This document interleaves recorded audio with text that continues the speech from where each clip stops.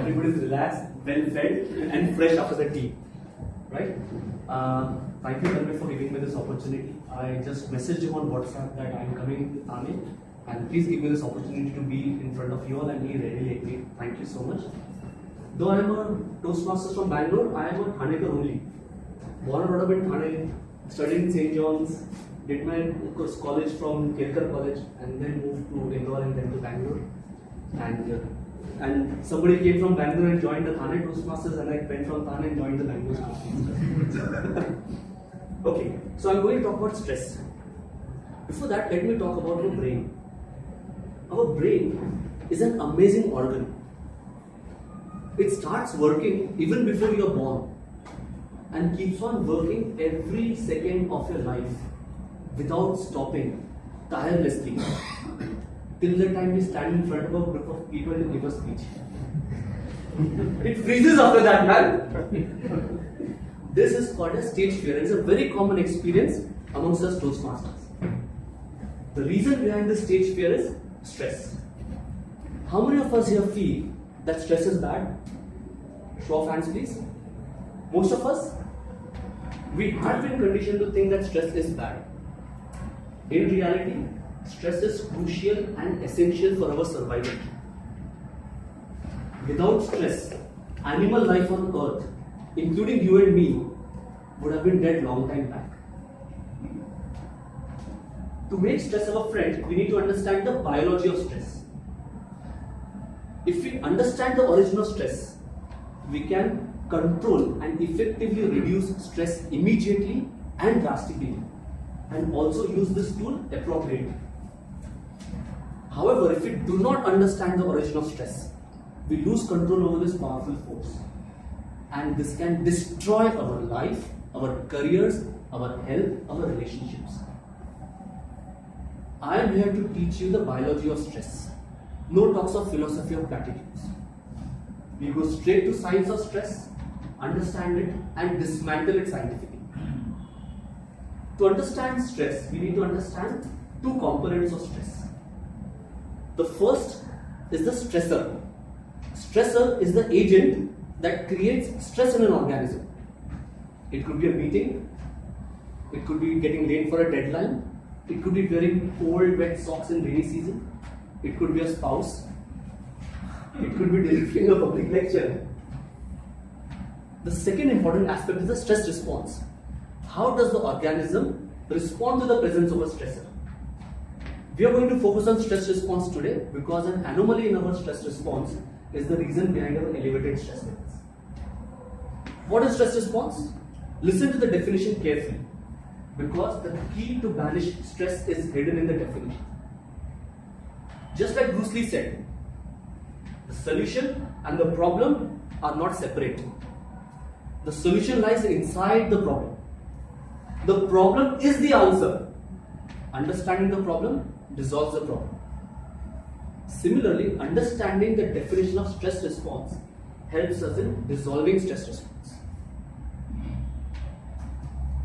Stress response is also called as the fight or flight mechanism. It is your body's automatic physical response to events that make it feel threatened, regardless the threat is real or imagined. This is how science defines stress, rather stress response. I repeat, it is your body's automatic physical response to events that make it feel threatened, regardless the threat is real or imagined. So stress response is basically your body protecting yourself. Let's break down the definition and understand each component one by one. It's your automatic physical response. You do not have conscious control over stress response. Just like breathing. You don't instruct your lungs to breathe in, out, in, out, in, out every second. Or your heart, you don't ask it to contract, relax, contract, relax, contract, relax every time. These things happen autonomously without your active interference. Similarly, the moment you perceive a threat, your body will immediately and automatically respond by triggering its self-defense mechanism in top gear. Once you decide something is a threat, regardless the threat is real or imagined, your body will not waste a single second or will not waste any of its resources anymore. It will instantly activate its stress response to either fight with the threat or run away from the threat. Stress response in emergencies can save our lives. That's why I said that in the absence of stress response, animal life on earth would have been dead long time back, including you and me. Whenever stress response is triggered in emergencies, along with a host of physical changes, it makes you alert, focused, and sharpens your concentration. It also gives you a boost of strength to either fight with the threat or run away from the threat. It helped our ancestors a lot when they stayed in jungles surrounded by wild animals and exposed to nature. Short-term stress response in emergencies saves our lives and is our friend. It is a long-term excess stress, also called as the stress overload, that is toxic and damaging to us. In our present times, our exposure to threats, the real threats, is very less as compared to the past when our ancestors stayed in jungles. Still, we are chronically stressed nowadays. Why? Because though the real threats are absent, we have falsely assumed a lot of imagined things as threats. Let us take an example of how our body responds to imagined threats. I'm sure you must be able to, many of you will be able to relate to it. You're driving down the road, easily relaxed, and a group of rambunctious teenagers, they come behind you in a car and start honking like madmen. Bang, bang, bang, bang, bang, bang, bang, bang, bang, bang. How will you respond? How will you feel? Will you get worked up? Why? Did the teenagers threaten you? Why did you get worked up?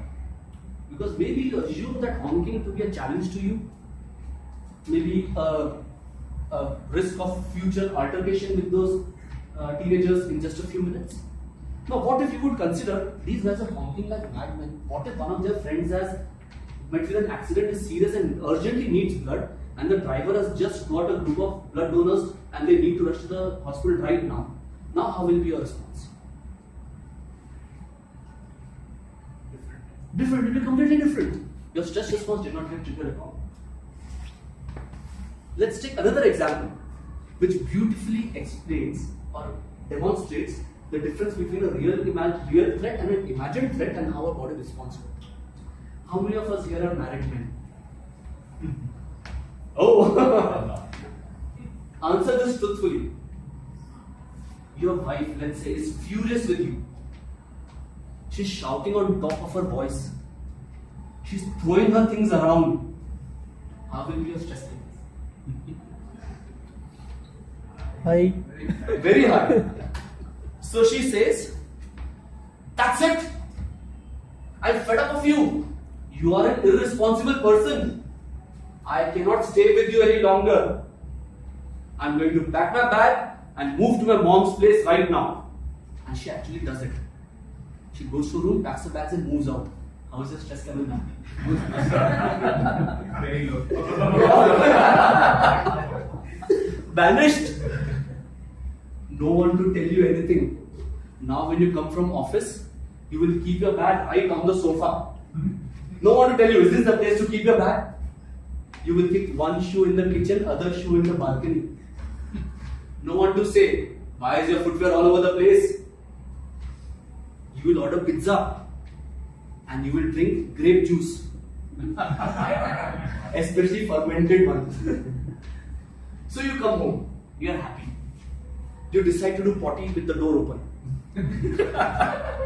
You keep the bag on the sofa only. You keep one footwear in the kitchen and other in the balcony. You order for the pizza and you open the wine juice. Grape juice. Fermented. Then you realize that you can watch news today. No Nagin or Saas Bahu Jhagda. So you switch on the TV and you decide to see, let me see which politician has made a fool of himself. And you order for the pizza. Pizza comes, you start eating it. You've already had a couple of glasses of the grape juice. So you're a bit buzzed. You start thinking about your past. Why did I get married? Oh, my life was so good when I was not married. College days, we used to bunk We used to move around. We used to go to watch movies. We used to go on dates. Oh, dates. I wonder how Rita must be. She's not on Facebook. We used to go to the Juhu beach, sit on the sand, see the moonrise, and have the nice waves lapping up on your feet. So relaxing. So nice. A noise comes from the bedroom. You're all alone. How will be your stress levels? In fact, I saw some of you jump right now. So you decide to investigate. You pick whatever thing you can use as a weapon and you go towards the bedroom. Will you be hearing anything what Mr. Goswami is saying on the news channels? Loss of hearing, one of the signs of stress response. Will you be thinking about Rita anymore? Complete focus on the source of threat, another sign of stress response. So you are entering, you're scared, you're trembling, your heart is beating fast, your body is prepared for intense activity to either fight with the threat or run away from the threat. And then you open the door slowly. It was the cat that jumped on the box. Now how's your stress levels? Relaxed. And then you turn around to go back to your grape juice and pizza and the news, and you see there is a robber with a gun pointed towards your head. Now how will be your stress response? Exactly. So body cannot differentiate between false threats, imagined threats or real threats. The moment you decide something is a threat, your body will trigger its self-defense mechanism without wasting any time. How does this all tie to public speaking? Fear of public speaking is also a form of stress response. Now it is justified to feel concerned about your performance. However, your stress response will be triggered only if you consider the event to be a threat to you. The best way to destroy the stage fear and the stress, the root cause stress, is to just decide that this event is not a threat to you. That's right, just like the first example. When the driver decided that the honking was a threat to him, his stress response triggered. And when he decided that it is not a threat to him, stress response did not trigger. When the man was seated on the sofa watching his news in the second example and the loud noise came, if at that time he would have said, "Hey, it must be the cat who jumped on the box," what do you think in the stress response? Remember, we have to understand that stress response is not in our control. What is in our control is deciding whether an event is a threat to us or not. The moment we decide something that is a threat, our body will automatically trigger its stress response. So when you come on the stage to present your speech, you have two options in front of you. First, decide that this event is a threat to you. Get your stress response triggered and have a self-fulfilling prophecy. Or decide that this event is not a threat to you. What is the worst that will happen? You will forget a few words, you will forget a few sentences, or you will utter a few ahs and ums. Or worst of all, you will just freeze on the stage and not be able to utter a word. What will happen? The only thing that will happen is you will get another opportunity to speak only when you want to speak. The worst that will happen is you will get a learning that will improve you for your lifetime. What is Jeff Gibbs stressed about in this? The best long-term strategy to demolish stress from your life is to find out all the things that you have considered to be a threat to you, and then one by one systematically decide that these things are no longer a threat to you. That is the best way to destroy stress from your life. But it is obvious that it is a long drawn process, it's a long term plan. In the meantime, we can use certain strategies to reduce stress and manage stress. One of them is Anulom Vilom Pranayama. How many of us here are familiar with Anulom Vilom Pranayama? Quite a few. So I won't spend a lot of time explaining Anulom Vilom Pranayama. It is amazing to reduce stress. It's not always practical. Let's say your boss is firing you left, right, center, and you're getting stressed out. So will you do this in front of him? No, you can't. So as most of you are already familiar with Anulom Vilom Pranayama, let me teach you another alternative strategy to reduce stress, which is also socially more acceptable. It is called a 7-11 breathing. Would you want to learn it? Yes. We'll do it right now. We'll do it for 3 minutes only. At the end of 2 minutes, I'll show you all the green card. No, I'm joking, your eyes will be closed. So this is what we'll be doing. We'll keep your eyes closed. Throughout 3 minutes, you keep your eyes closed. You have to breathe in from the nose and breathe out from the nose also. But you have to breathe in to the count of 7. You have to remember that when you breathe in, your stomach should blow up. Then you have to breathe out to the count of 11. And you have to make sure that your stomach collapses, comes in when you are breathing out. And your eyes have to remain closed. So I'll just explain it to you. Okay. I'll just show it to you once.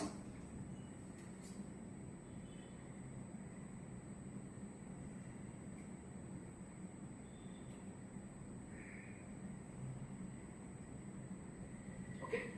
Keep the eyes closed. Breathe in to the count of 7. The stomach should expand. This is important. Breathe out to the count of 11. The stomach should collapse. This is important. We'll do this for 3 minutes. At the end of 3 minutes, I'll tell you that it's time to open your eyes. Then we'll discuss what happens later. Okay? Let's do it. Eyes closed, please. And everybody start with their own speed.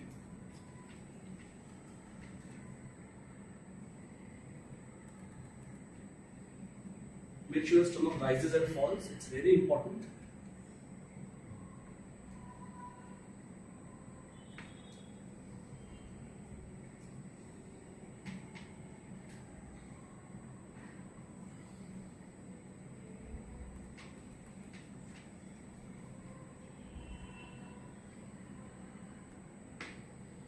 Breathe into the count of 7, breathe out to the count of 11, making sure your stomach rises when you breathe in and collapses when you breathe out.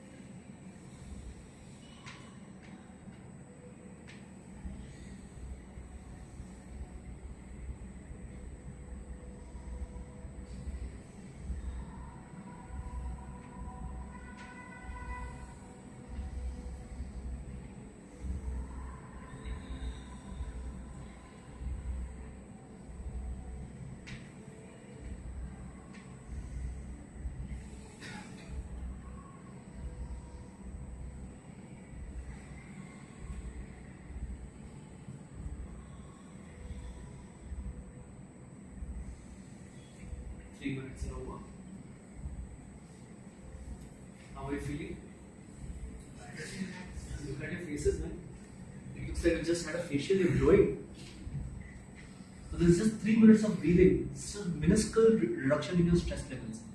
So can you extrapolate how much stress you're carrying? Just 3 minutes of stress reduction causes so much improvement. Feel good in yourselves.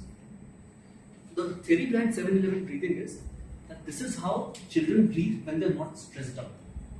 This is an unadulterated way of breathing. Like children breathe the most natural way. It says we who don't breathe through the stomach, because we should not show that the stomach is happy. So keep the stomach inside and just breathe from the intercostal muscles, just the superficial lungs, top portion of the lungs. But this is how our body breathes when it is not stressed out. Have you seen a person breathing in anger? Shallow.